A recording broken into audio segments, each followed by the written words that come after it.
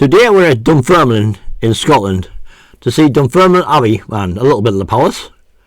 And here we're looking at the Abbey itself. Well, what's left of it. And it does look quite complete and very similar until you get inside.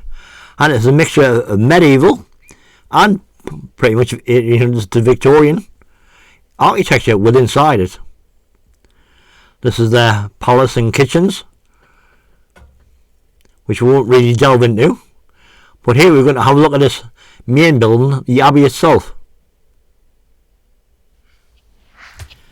And this is the medieval part, heading up to their more modernist church, which was built in the 1100s, 1150s, and was a mainstay abbey at the time. Very important pilgrimage place for people in this area. And there's some absolutely amazing stained glass and art which we'll be looking at later as we head up into the more modern church built in the 1820s, and we're looking towards the tomb of Robert the Bruce, King Robert the Bruce, under the ornate pulpit with the stained glass above, and it's really impressive, especially the light shining down. And the pulpit and the lectern beside it is very ornate.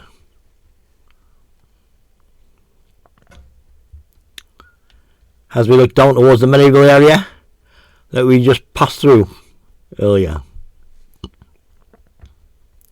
Quite interesting nave. And the height is impressive. Remember, this was originally an abbey, so a lot of people would never have been allowed in here, and now it's the local church. And we see at the right and the left boards showing the previous priests in charge. And unfortunately, yes, additions in the modern era do hide some of the stained glass and some of the artwork.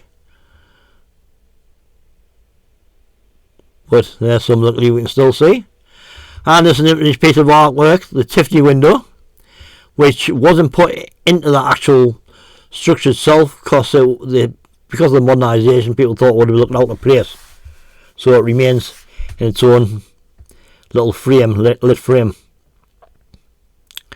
And here is a memorial side chapel.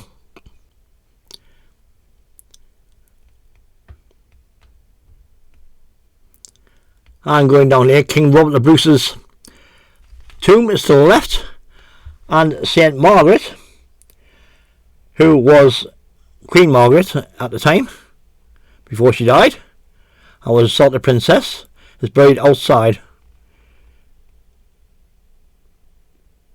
and a shrine is there.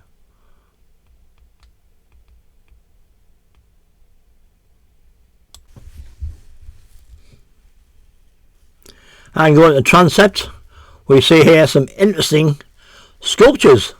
There's one of the angel looking down, and this one by John Henry Foley, called the Foley Monument, is really impressive. And there again, tall ceiling showing off the area of stained glass windows, and some artifacts from the church, and some more interesting sculptures. That sculpture is quite interesting and unusual, with the angel looking down. I didn't think it was complete, but apparently it is. And the other transept holds the Abbey shop and some interpretation boards. But let's go back down to the medieval part of the Abbey. This medieval nave is a complete example of a Romanesque church in Scotland. Has some interesting things, but you've got to look carefully to see.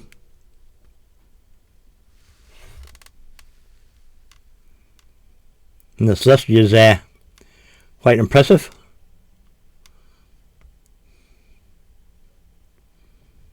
Tall ceilings show the majesty of what it would have looked like in the past as in Abbey itself. And obviously it will continue through into where the newly built church is. But this saintly ceiling, created in the 1300s, fantastic.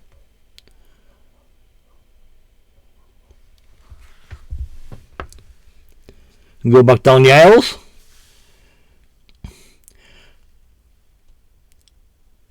and out onto the courtyard. And the other aisle was full of exhibition work and a gallery display.